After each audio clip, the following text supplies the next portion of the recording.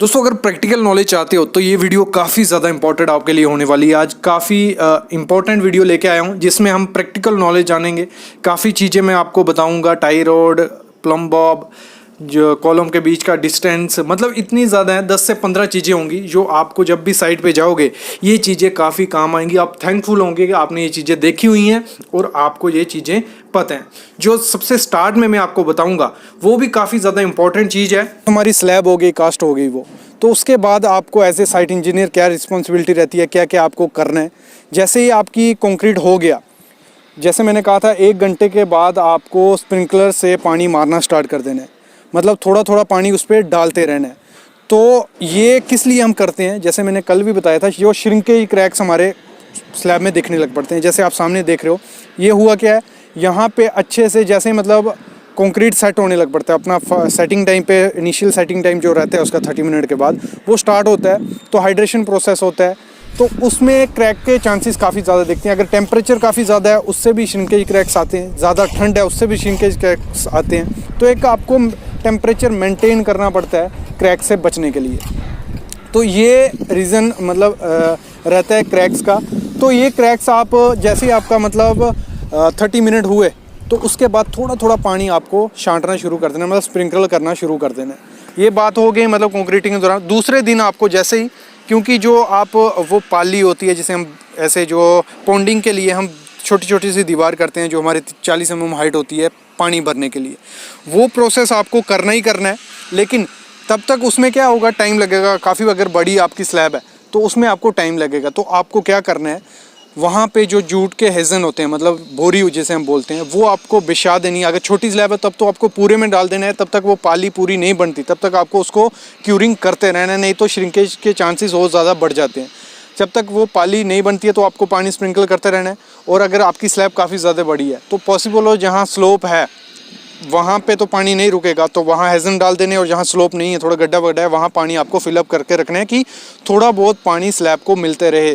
ठीक है, तो ये हो गया। जैसे पाली तैयार हो गई तो पॉन्डिंग आपको उसका कर देना है, मतलब उसमें पानी आपको फिल कर देना है। और क्यूरिंग का पीरियड क्या रहेगा आपका, देखो अगर समर है, मतलब टेम्परेचर काफ़ी ज़्यादा है, 35 ओवर 40 प्लस है, तो आपको मिनिमम कितने 10 दिन क्यूरिंग करनी है। और मिनिमम मैं बोल रहा हूँ, और मैक्सिमम आपको 14 दिन पानी उसमें पानी ऑलवेज रहना चाहिए। पूरे दिन मतलब 24 घंटा उसमें पानी रहना ही रहना चाहिए, 14 दिन।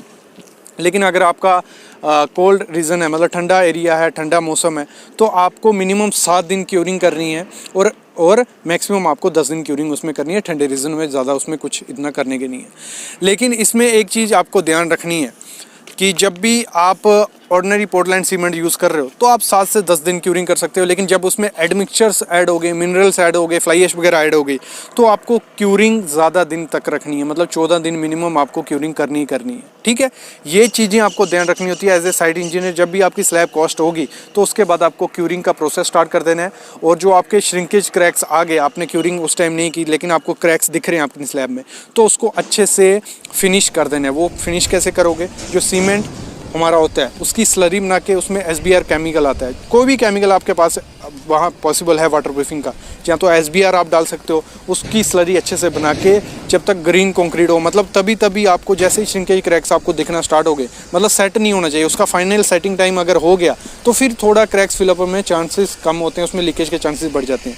श्रिंकेज क्रैक से इतने ज़्यादा चांसेस लीकेज के नहीं रहते हैं, वो हेयर लाइन क्रैक्स ही होते हैं, ऊपर ही आपको दिखते हैं, नीचे वो डेप्थ तक नहीं गए होते हैं। लेकिन कुछ क्रैक्स बढ़ जाते हैं, वो किसकी वजह से, अगर प्रॉपर कवर नहीं प्रोवाइड किया, जहाँ आपकी रिइंफोर्समेंट में कोई भी शटरिंग में सेटलमेंट हुई, तो उस केसेस में आपको अच्छे एडवांस और चीज़ें करनी पड़ेंगी इसको सेट करने के लिए। लेकिन आपके अगर श्रिंकेज क्रैक्स हैं तो उसमें आप SBR प्लस स्लरी डाल दोगे, अच्छे से फिल हो जाएगी, वो बिल्कुल लिक्विड फॉर्म में रखनी है, वो अच्छे अपने आप इंसर्ट हो जाएगी, ऊपर से अच्छे से फिनिशिंग उसको कर देने।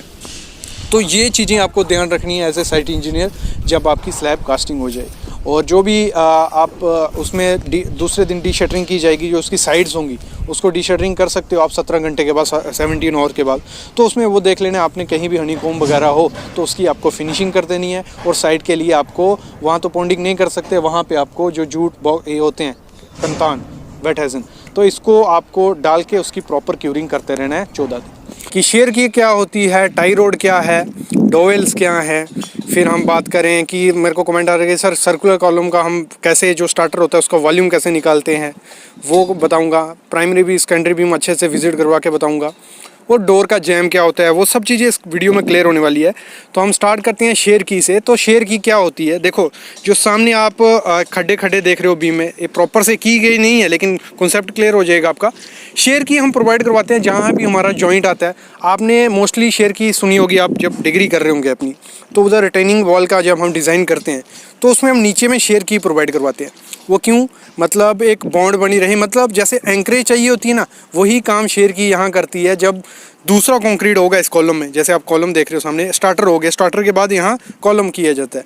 तो कॉलम का जो कंक्रीट होगा दूसरे टाइम, वो अच्छे से बॉन्ड बना पाए नीचे, फेलियर के चांसेस डिक्रीज कर पाए, क्योंकि सबसे ज़्यादा फेलियर के चांसेस कॉलम के कहाँ होते हैं, नीचे में। और अगर वहीं पे एक प्रॉपर जॉइंट नहीं बनाया गया तो फेल होने के चांसेस काफ़ी ज़्यादा प्रोवाइड हो जाते हैं। तो यहाँ हम शेयर की प्रोवाइड करते हैं। और शेयर की का आप कैसे किस वे में रख सकते हो, देखो हम उसकी लेंथ आप 150 बाई और डेप्थ उसकी 100 mm रख सकते हो, कि प्रॉपर से जब दूसरा कंक्रीट हो एक अच्छी सी बॉन्ड उसमें बन जाए। तो यही पर्पस रहता है शेयर की का, कि हम क्यों प्रोवाइड करते हैं। एक मतलब जब हाँ हमारा जॉइंट आता है वहाँ प्रॉपर जॉइंट अच्छे से हो पाए, इसलिए हम शेयर की वहाँ प्रोवाइड करते हैं। ये हो गया शेयर की का कॉन्सेप्ट। अगला हम बढ़ते हैं टाई रोड की तरफ। तो टाई रोड क्या हुई हमारी, टाई रोड जैसे सामने आप देख रहे हो, मतलब हम कॉलम की शटरिंग के लिए यूज़ करते हैं, या किसी भी चीज़ की शटरिंग होती है, शेयर वॉल की शटरिंग होगी, तो उसमें हमारा जब कंक्रीट होता है तो लोड काफ़ी ज़्यादा होता है। तो जो शटरिंग है उसको एक अच्छे से प्रॉपर वे से पकड़ने के लिए हम मोस्टली टाई रोड यूज़ करते हैं। जैसे आप सामने देख रहे हो 16 mm टाई रोड है। ये हर एक अलग अलग डाया की टाई रोड आती है। इसमें जो स्क्रू आप देख रहे हो, स्क्रू की हेल्प से हम टाइट कर देते हैं, मतलब दोनों तरफ हमारे सी चैनल लगेंगे, बीच में हमारी टाई रोड लगेगी और स्क्रू की हेल्प से हम उसे टाइट कर देंगे। इसे हम टाई रोड बोलते हैं। अगली जो चीज़ है, अगली मैं बताने वाला हूँ स्टार्टर का वॉल्यूम निकालने के लिए सिंपल फार्मूला है, जो हम 8th से पढ़ते आ रहे हैं, उसकी हेल्प से हम निकाल पाते हैं कि कैसे हम कोई भी सर्कुलर चीज़ है उसमें कितना कंक्रीट लगेगा, वो हम उसकी हेल्प से निकाल पाते हैं। जैसे आप सामने देख रहे हो, ये हमारा 900 mm का सर्कुलर कॉलम है। तो हमें सिंपल क्या करना है, जो हमारा नॉर्मल फार्मूला रहता है, पाई आर स्क्वायर एच करना है। 3.14 मल्टीप्लाई बाई आर हमारा क्या आएगा, रेडियस हमारा ये 900 का कॉलम है, तो 0.450 इंटू 0.450 इंटू एच, हाइट क्या होगी हमारी 100 mm का हम हाइट स्टार्टर भर रहे हैं। तो उसकी हेल्प से हम ये इसका वॉल्यूम निकाल देंगे कि हमारा 0.110 कंक्रीट MQ माल लगेगा, या एक बोरी का माल, जैसे भी जो भी कंक्रीट आता हो, इसकी हेल्प से हम निकाल सकते हैं। काफ़ी कमेंट्स आ रहे थे इस टॉपिक पे। अगली चीज़ क्या है, जो हम स्टील की वीडियो में डाल रहा था, स्टील की चेकलिस्ट बीम की, तो उसी दौरान सेकेंडरी बीम और प्राइमरी बीम का मैंने कॉन्सेप्ट लाया था। तो उस समय बीम को अच्छे से हम समझ नहीं पा रहे थे, लेकिन अब क्या है, वो स्लैब खुल चुकी है। तो नीचे से आप देख सकते हो कि सेकेंडरी बीम क्या है, हमारा प्राइमरी बीम क्या है। तो जो बड़ा बीम आप देख रहे हो, उसके ऊपर हमारा जो रेस्ट किया है वो हमारा सेकेंडरी बीम है। मतलब जो लोड प्राइमरी बीम, जो सेकेंडरी बीम पे लोड आएगा, स्लैब का लोड हमारा सेकेंडरी बीम पे जाएगा, वो सेकेंडरी बीम से लोड ट्रांसफ़र हो जाएगा हमारा प्राइमरी बीम पे, और प्राइमरी बीम से हमारा लोड कॉलम के थ्रू नीचे फुटिंग में और सॉइल में चला जाएगा। तो ये होता है। और सामने आपको मैं दिखा भी देता हूँ कैसे, अभी सामने आपको दिख रहा होगा एलिवेशन पूरा, ये टी बीम है हमारा। तो ऊपर स्लैब आ गई, नीचे बीम की लटक आ गई। और देखो बड़ा बीम जो दिख रहा है आपको, एक 900 बाई 1 मीटर का बीम है, उसके ऊपर जो बीम है 300 बाई 450 का, वो उसके ऊपर रेस्ट कर रहा है। और 300 बाई 450 का जो बीम है, उसके ऊपर एक और छोटा बीम आ रहा है 230 बाई 400 का, वो उसके ऊपर रेस्ट कर रहा है। तो इधर से हमारा कंसेप्ट क्लियर हो गया कि जो हमारा प्राइमरी बीम क्या है, सेकेंडरी बीम क्या है। इसका डिज़ाइन आपने अपने बीटेक के टाइम किया होगा, जहाँ ऐसे कॉलेजेस में पढ़ा होगा। तो ये चीज़ रहती है, वही हमारा क्लियर हो गया कि प्राइमरी से सेकेंडरी से प्राइमरी, प्राइमरी से कॉलम के थ्रू हमारा लोड डिस्ट्रीब्यूट हो जाएगा। ये हो गया तीसरा कॉन्सेप्ट। अगला कॉन्सेप्ट अगर हम चलते हैं, अभी जो अगली चीज़ है हमारी, वो है प्लास्टर का चेकिंग कैसे कैसे करते हैं सर, और डेप्थ कितनी है कैसे पता चलेगी। वो तो स्केल रहता है, वर्नियर स्केल से भी हो जाती है।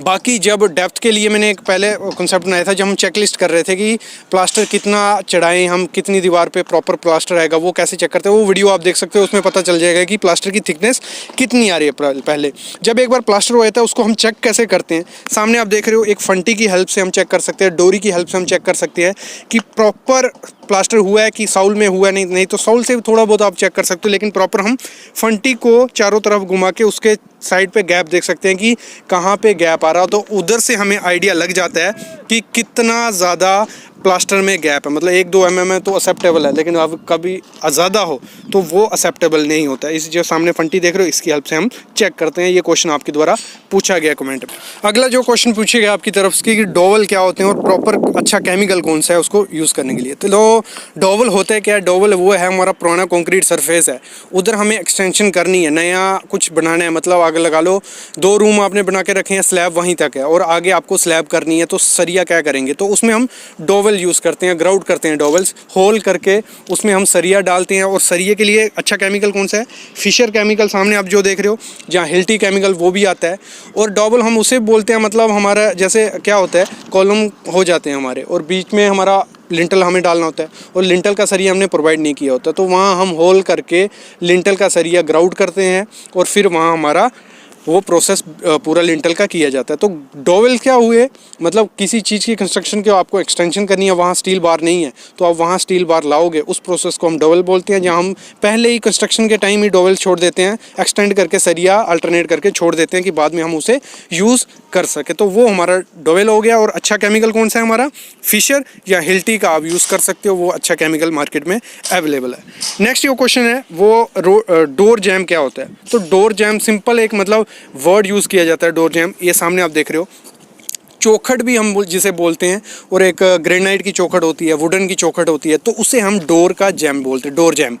तो ये आपको काम आएगा कहाँ? बिल्डिंग वर्क में, जहाँ जब आप क्वांटिटी निकालोगे किसी चीज़ की तो उसमें हमारा ये डोर जैम वर्ड आपको सुनने में आएगा।